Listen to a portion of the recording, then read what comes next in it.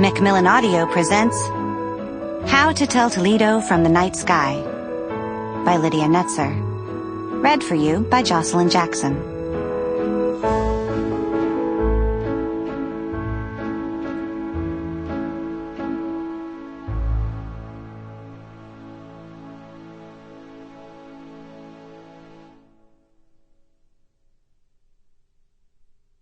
A Cradle Song.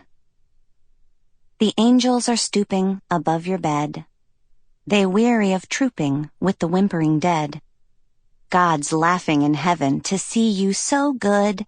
The sailing seven are gay with his mood. I sigh that kiss you, for I must own that I shall miss you when you have grown. William Butler Yeats.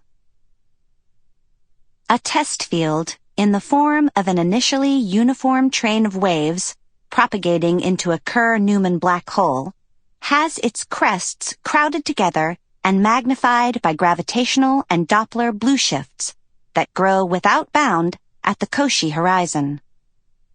Such perturbative results suggest, though they do not prove, that inside a black hole formed in a generic collapse, an observer falling toward the inner horizon should be engulfed in a wall of classically infinite density immediately after seeing the entire future history of the outer universe pass before his eyes in a flash.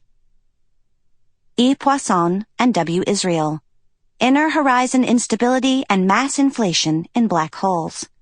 Physical Review Letters, Volume 63, pages 1663 through 66, 1989.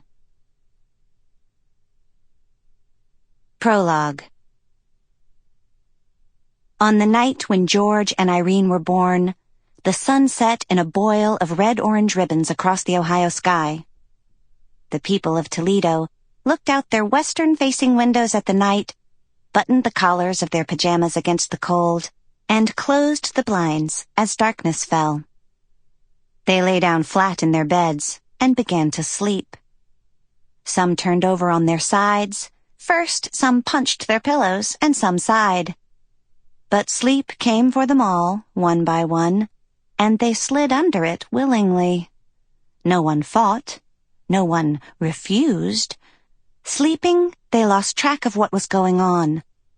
They were no longer in Toledo, but in Paris, or in the past, or on the moon, or in a book they'd read. Behind closed eyes and sleeping faces, they were gone. Into what deep well did they all fall, single file? On what small ledge did each waver and then drop down from waking into dreaming, down from life to death? A man who falls asleep is like a diver who slips from the air into the water. Yet through it all, the sleeping man's body stays put under a thin sheet, straight and flat. You could put his whole body in a box. You could put the box into the ground.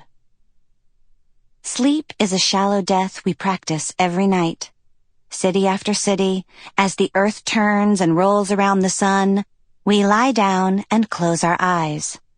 We try out this thing, death, for an 8-hour stretch. New York, Toledo, Dallas, Los Angeles, we all go down. Our sleeping minds blur the boundaries between our bodies and our idea of the world into what would otherwise be madness. In sleep, we have no senses but imagined senses, no grasp on fate except a lunatic's idea of control. Being crazy is like being asleep, and being asleep is like dying. It's just like dying, because the body needs to do it. It has no choice. By the time the people of Toledo actually die, they will have practiced it thousands of times. The sense of going under will be familiar. The sense of slipping loose from sanity will be no stranger. They will be very good at dying by the time they get to do it. So good, it will be absolutely irreversible. Sample complete. Ready to continue?